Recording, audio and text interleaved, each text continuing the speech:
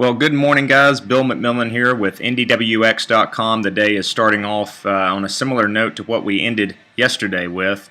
Some light rain, drizzle, and a rather gloomy start to the day. But, at least briefly, drier conditions will build in here this afternoon into the evening hours, and we should wrap up our Saturday on a dry note.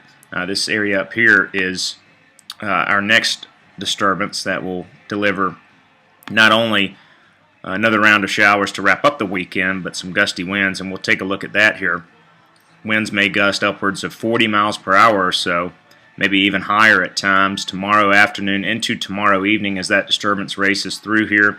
From a precipitation perspective, we'll take a look real quick at the forecast radar, and I do think another round of showers will arrive in here Sunday morning. This won't be a big deal, and the precipitation itself will sweep through relatively quickly as we move through the morning hours into the early afternoon. The bigger story, I think, will be those gusty winds tomorrow. Again, that may gust upwards of 40, 45 miles per hour at times.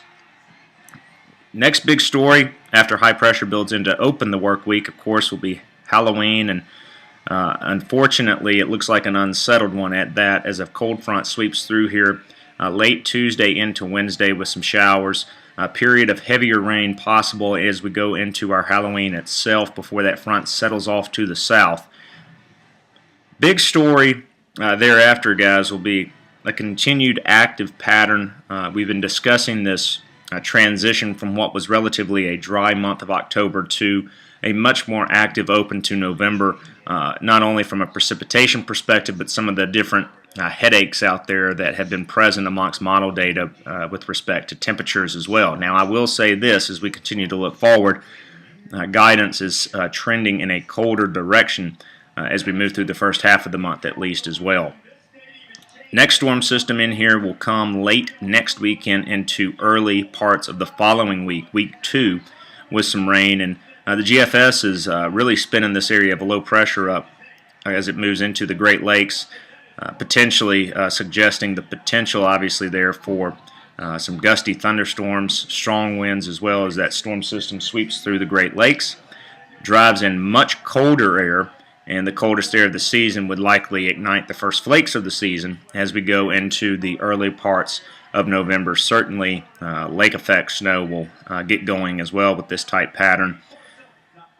And the GFS operational model, a big change from previous models, or I shouldn't say that. It's been kind of inconsistent with its solutions as we get out there beyond week 2, which we would expect in most cases. What has not been really kind of wavering is the European ensemble, and that's what we're going to go with here. As we put this into motion, notice that the trough, the mean trough, really deepens and kind of reestablishes itself across the central portion of the country as we open up the month, and then that swings east. And it's a cold pattern, no doubt about it, if this is taken, if it comes to fruition.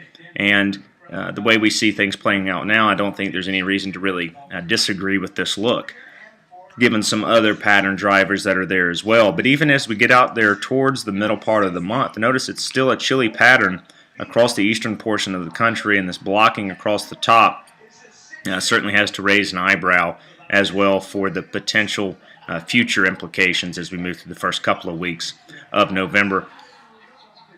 To wrap things up, guys, we'll have our winter outlook, official winter outlook, posted during the first week of November on NDWX.com.